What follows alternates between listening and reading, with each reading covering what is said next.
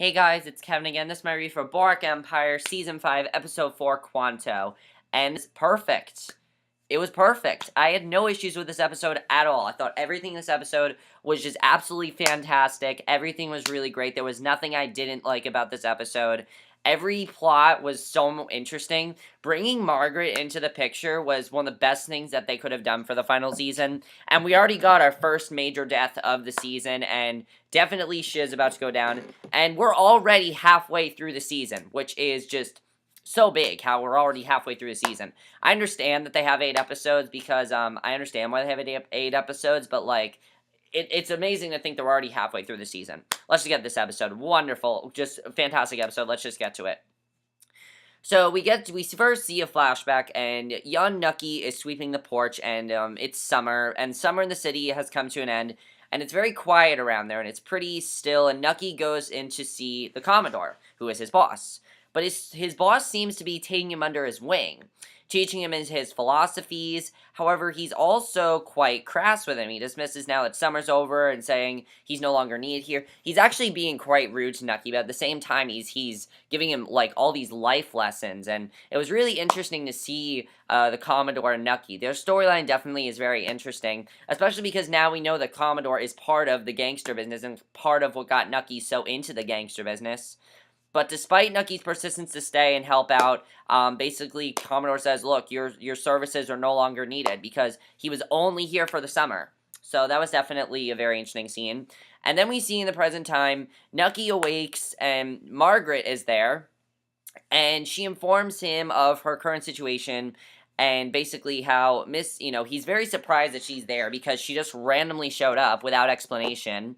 So she explains how Mrs. Rothstein is threatening to sue them both for all the money that was stolen for her and her husband's account. And you don't really know if Nucky wants to help her or not. I didn't really know if he wanted to help her. Honestly, at this point, it wasn't clear to me if he really wanted to help her. I couldn't tell if he actually wanted to help her or not. I honestly couldn't tell at this point. So that was definitely very interesting. So then we see another flashback where younger Nucky is fighting with his younger brother Eli, and that was interesting to watch, I guess. Nothing much there, but yeah.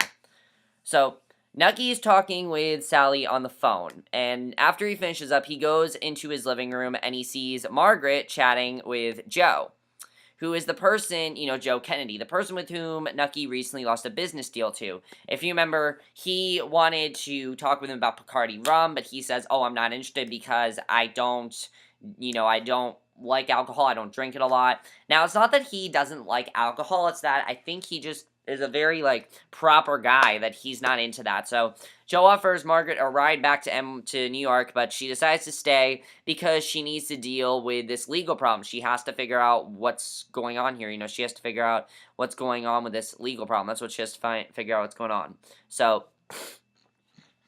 then we see, basically...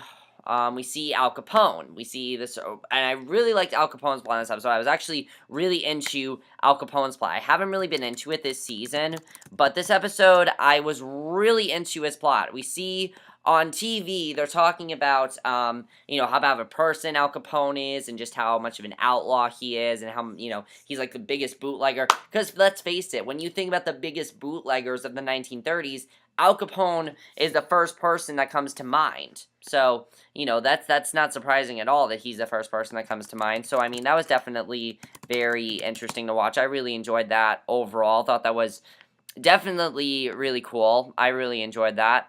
And, yeah, so I really enjoyed that plot a lot. Thought that was really well done. And just really, really cool stuff going on. Really like that, with that scene. There wasn't much else to talk about there. But, yeah, so that's pretty much all there was with Al Capone in that scene, at least. There was so much more that happened with him in this episode, but, we'll talk a little bit more what happened a little bit later. Now we need to talk about, Nucky talks with Sally. Oh, yeah, I already talked about that. So Nucky and Eli sit on the beach. This is the beach that we always see in the intro. And Eli gets mad at Nucky because he starts yelling like their father is. And as we know, their father is very abusive, just very, very abusive. And, I thought that was definitely very interesting what happened there. So, yeah, I thought that was definitely really big. So, yeah. I thought that was, really interesting because, again, he's taught their father very abusive and everything. And Sally then has a meeting to get an initial investment from their partners. So, yeah, there wasn't really much to that.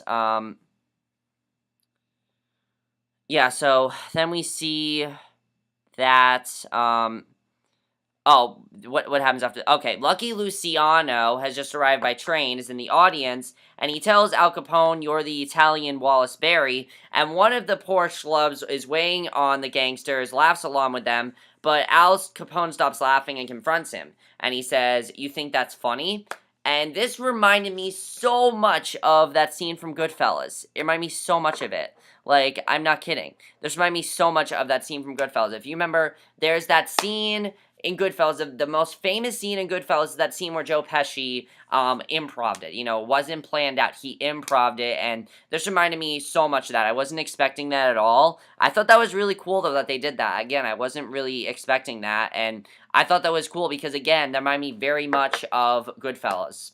So, Lucky Luciano rushes to the guy's defense, and he says, lay off, he didn't do anything. So, he backs down, and, it turns out he was just laughing. So, we'll talk a little more about Al Capone in a second, but Sally has a meeting to get initial investment from their partners, and Nucky grabs a key. This is in a flashback. Nucky grabs a key from behind the counter, opens up a room in his boss's complex, and he shows his younger brother the flushing toilets. So, Nucky and Margaret are talking over dinner, and Nucky basically suggests that they deal with this situation quietly, and it seems that he's been suggesting that they kill Miss Rothstein to make this mess disappear, so that way she doesn't have to pay the money. So this was definitely very interesting what's happening there, and this really made me start to think about something here. What this made me start to think of was Bonnie and Clyde. Think about it. We are in the 1930s. Great. Now, I know Nucky was a real person, but no one says that they have to do exactly, it has to be historically accurate. No one says Boardwalk Empire has to be historically accurate, because it's not. It's not historically accurate here. And this scene was not historically accurate. I don't think this was actually what happened. So, he pretty much thinks they should kill Carolyn, and basically, when he said that they're partners in crime, that made me right away think of Bonnie and Clyde. Now, there's another scene a little bit later that made me think of Bonnie and Clyde.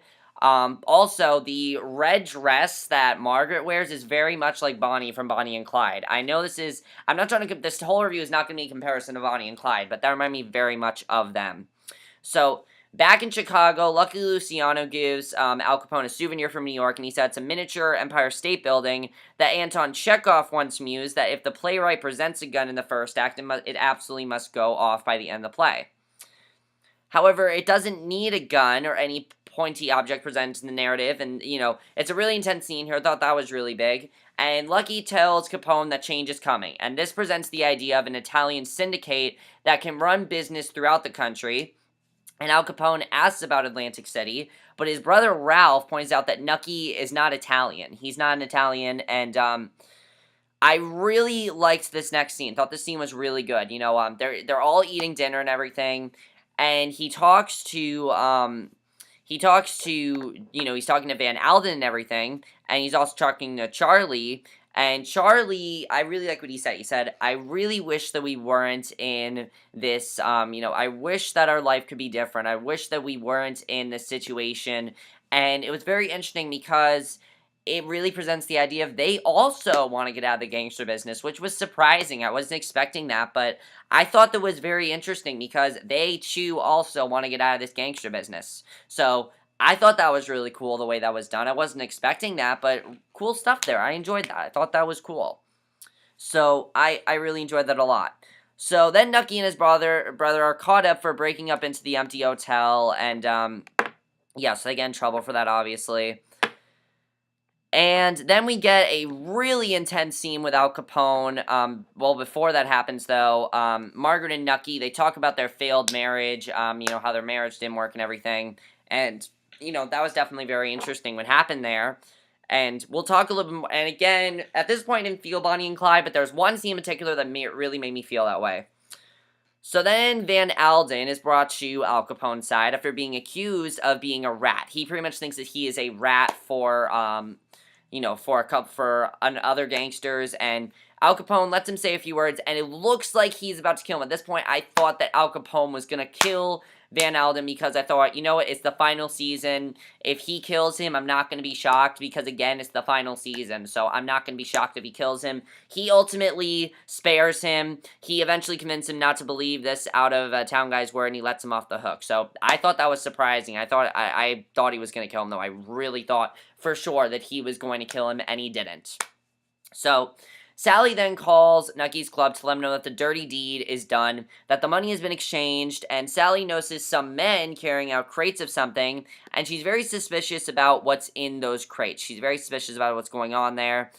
And then we get the scene that really made me feel the most of Bonnie and Clyde. This really made me feel of Bonnie and Clyde, remind me of Bonnie and Clyde. And before, though, the sheriff takes Nucky and Eli back to his residence for dinner, they are very warm and friendly to them, even kind. And Nucky ends up breaking down, and he's sorry that they broke into the place, but Mr. Lindsay says not to worry and that everything's alright, and really it's a very sweet scene because Nucky's not used to this positive environment. He's used to have a very tough, tense time at home. He's just having a very abusive father, and it really got us to care for Nucky more. I thought that's what this flashback scene did very well. I really enjoyed that a lot. That was very well done in my opinion. I really enjoyed that.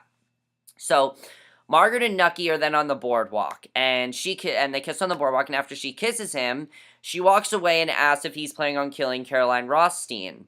And he says no, and instead, she's going to take 25 cents on the dollar, and that Margaret is going to convince her to do it, and Margaret thinks he's up to something, but Nucky tries to convince her that he's merely trying to help out his wife. Now, at this point, I thought he was going to reveal to her that he had an affair with Sally. He's not going to reveal it to her yet, but I thought there was going to be a point where he definitely is going to tell her at some point, because she has no idea about it. You know, she has no idea that he had this affair with Sally, and it's going to be very interesting to see what happens there.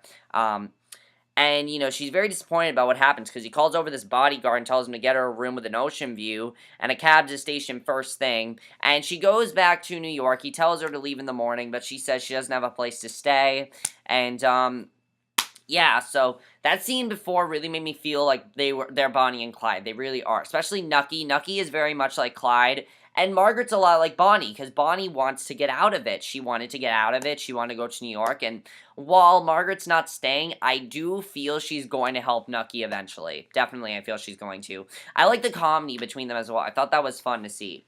So we briefly cut to D'Angelo, who is searching furiously late at night through police files, and in no time he finds a most wanted file for Van Alden for murder.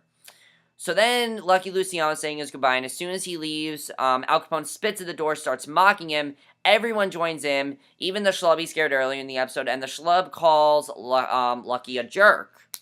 So Al Capone says, "What'd you call him?" And he said, "That's a friend you're telling about." And he says, since they're babies, he knows him. And the schlub says it was a joke, and, then we get another Goodfellas reference. He says, "You like to make jokes?" And Al Capone starts laughing. He says, "It's too easy." He says, "It seems the danger is past." And again, what are with all the Goodfellas references in this episode? There were so many Goodfellas references, and I just did not get it. I did not get why there were so many Goodfellas references in this episode.